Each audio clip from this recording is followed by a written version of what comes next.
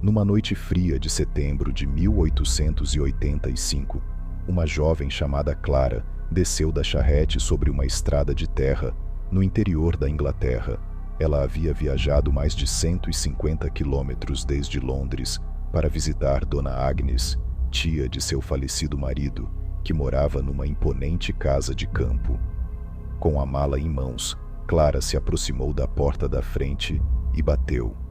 Foi recebida por uma empregada que a conduziu até o quarto de hóspedes, enquanto Clara seguiu pelo corredor silencioso em direção ao quarto da velha senhora.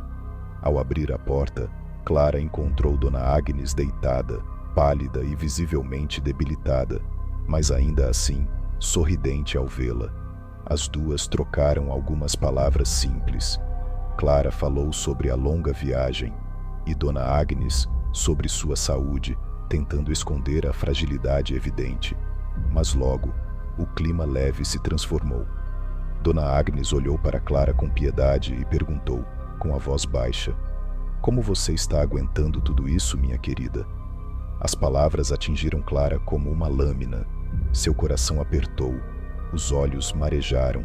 Mesmo jovem, Clara já era viúva.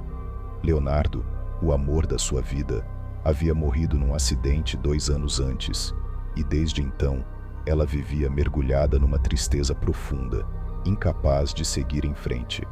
A família, tanto dela quanto do falecido marido, tentava confortá-la com convites e visitas, como aquele, mas Clara sabia que todos esperavam, no fundo, que ela seguisse adiante, algo que ela simplesmente não conseguia aceitar.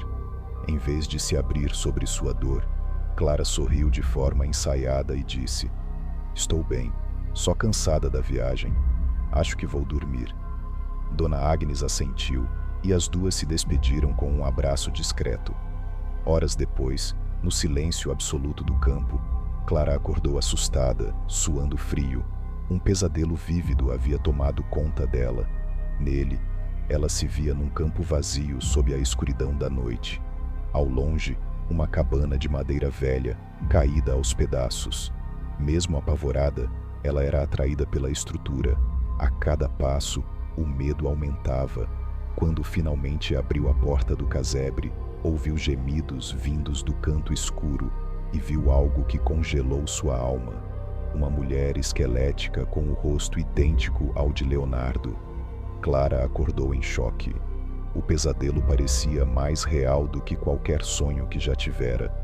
Incapaz de voltar a dormir, decidiu sair para caminhar, tentando clarear a mente. Pegou sua garrafa de conhaque, vestiu um casaco e saiu pela porta da frente, sendo engolida pela neblina noturna do campo. Cerca de 15 minutos depois, Clara subia uma colina iluminada apenas pelo brilho pálido da lua.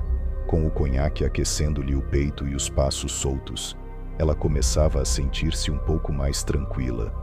Acostumada à vida em Londres, o silêncio vasto e a escuridão do campo pareciam ao mesmo tempo libertadores e inquietantes.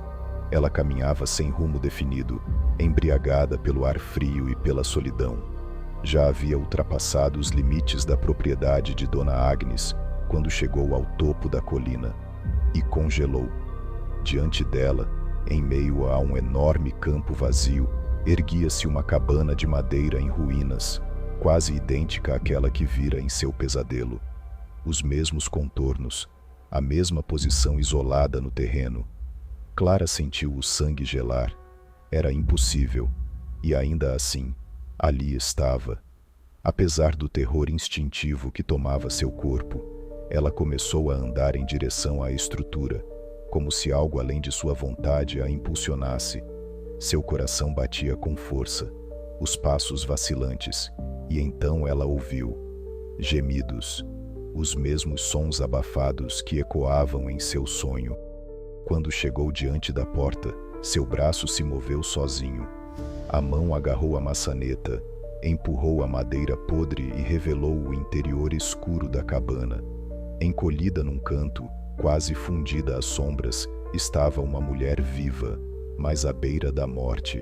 Desta vez, não era Leonardo, A mulher era uma estranha, com os olhos fundos, o corpo enfraquecido e a pele quase transparente. Ela parecia prestes a sucumbir. Ainda assim, Clara sentiu um alívio estranho. O rosto do marido não estava ali. Era uma realidade, não um pesadelo. Clara hesitou, mas mais uma vez o corpo parecia agir por conta própria. Entrou no casebre, se ajoelhou ao lado da mulher, retirou seu casaco e o colocou sobre ela. Com mãos trêmulas, ofereceu pequenos goles de conhaque da sua garrafa.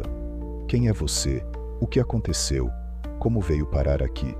murmurou, mas a mulher não conseguia responder. Apenas a olhava, confusa, vulnerável, indefesa. A madrugada foi passando. Clara se manteve ao lado da estranha, dando-lhe conforto, aquecendo seu corpo debilitado. Decidiu que não a deixaria morrer sozinha. Quando os primeiros raios de sol surgiram, a mulher ainda respirava. Talvez o conhaque tivesse ajudado. Talvez fosse um milagre. De qualquer forma, Clara sabia que agora era hora de buscar ajuda. Mas antes que pudesse se mover, ouviu o som de cascos ao longe. Era uma carroça se aproximando pela estrada. Ao ouvir os cascos ecoando pela estrada, Clara correu para fora da cabana e viu uma carroça coberta se aproximando, puxada por um cavalo robusto. Um homem idoso, o Sr. Hargrave, conduzia a carroça. Ao vê-la agitando os braços e gritando por ajuda, ele parou e perguntou o que estava acontecendo. "Tem uma mulher aqui, no campo. Ela está viva, mas mal consegue respirar." Sem hesitar, Sr. Hargrave desceu da carroça, seguiu Clara até o casebre e carregou cuidadosamente a mulher até o veículo.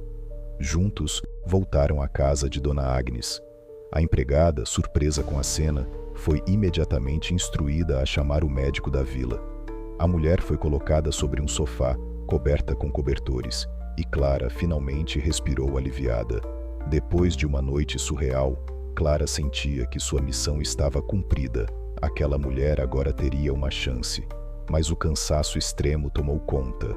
Ela mal conseguia manter os olhos abertos. Subiu para seu quarto e caiu na cama, o corpo pesado como chumbo. Contudo, o sono não trouxe alívio. Ao invés disso, trouxe febre. Durante as horas seguintes, Clara foi tomada por um mal-estar avassalador. Sua pele queimava, os pensamentos se confundiam, e uma névoa de inconsciência tomou conta de sua mente. Dias se passaram. Depois, semanas. Clara ficou acamada por todo o mês de outubro, lutando contra uma febre sem nome, envolta por delírios e sonhos inquietantes. Médicos vieram e foram. Ninguém compreendia o que a afligia. Parecia um castigo dos céus, ou algo muito mais sombrio, até que finalmente, numa manhã gélida, a febre queimar cessou. Clara abriu os olhos pela primeira vez com lucidez. O quarto estava silencioso e a luz suave da janela invadia o ambiente. Ela respirou fundo, tentando compreender onde estava e por quanto tempo havia dormido, e foi então que a viu. Sentada numa poltrona no canto do quarto, estava a mulher da cabana, agora saudável, limpa, com os olhos brilhantes e um sorriso largo. Clara piscou, confusa. "É você?" A mulher apenas sorriu, como se estivesse esperando aquele momento há muito tempo. A mulher que ela encontrara à beira da morte na cabana agora parecia completamente restaurada, viva, vibrante, sorridente. Sentia-se confusa. "Por quê? Você ainda está aqui?" murmurou, tentando processar. A mulher então se inclinou para a frente, ansiosa, como se estivesse esperando aquele momento por semanas. Sua voz saiu como um turbilhão. "Eu esperei você acordar, porque preciso te contar tudo." E contou. Disse que, anos atrás, embarcara num navio com destino ao Brasil. No meio do oceano, o navio pegou fogo e começou a afundar. Ela estava dormindo quando um homem a acordou, a salvou e a colocou num bote salva-vidas. Ao lado dele e de poucos sobreviventes, alcançaram uma ilha deserta.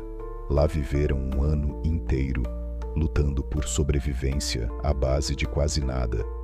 Eventualmente foram resgatados, mas o homem que a salvara não suportou. Ele perdeu a razão, pirou. Foi internado numa ala psiquiátrica e simplesmente esquecido. Mas a mulher, Elisa, sentia que devia sua vida a ele e fez disso sua missão: encontrar a família dele e contar a verdade. Descobriu que ele tinha uma tia viva, bem distante. Gastou tudo o que tinha tentando chegar até lá. Quando já estava fraca, sem forças, se arrastou até uma cabana, aquela cabana, e foi ali que Clara a encontrou. Clara escutava tudo com o coração acelerado. As peças começavam a se encaixar de forma impossível. Mas por que está me contando isso? Ela sussurrou.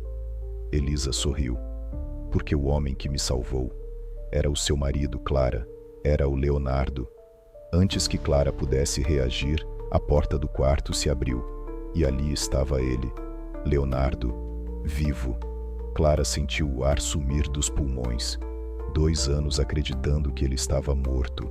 E agora ali, diante dela, mais magro, com olhos cansados, mas inegavelmente vivo. Clara, ele disse com a voz embargada. Eu tentei voltar. Eu nunca parei de pensar em você. Elisa os observava com um sorriso suave. Foi o sonho de Clara, o terror daquela noite, que a guiou até a mulher que salvaria seu marido do esquecimento. Se não fosse o pesadelo, Leonardo jamais teria retornado. O caso ganhou as manchetes.